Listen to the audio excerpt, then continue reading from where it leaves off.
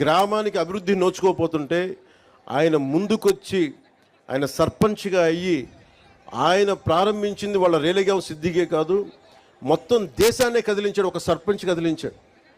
అది కూర్చోబెట్టి లోక్పాల్ బిల్లు కానీ, ఈ రోజున సమాచార హక్కు చట్టం కానీ, ఇవన్నీ ఆయన నాయకత్వంలో జరిగినాయి. అంటే ఒక సర్పంచ్ తలుచుకుంటే దేశాన్ని కదిలించగలిగే శక్తి ఉందనేది మన గ్రామాలు చూపించినాయి.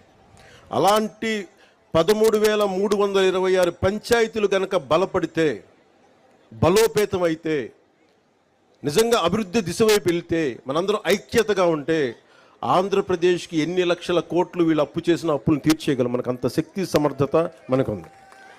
నేను అందుకనే మీకు ప్రత్యేకించి ఎందుకు వచ్చాను, నేను మైసూరావారిపల్లి కంటే నేను రైల్వే కోడూరు, ఇది ఉద్యాన పంటలకి సంబంధించిన ఇది రాజధాని. ఇది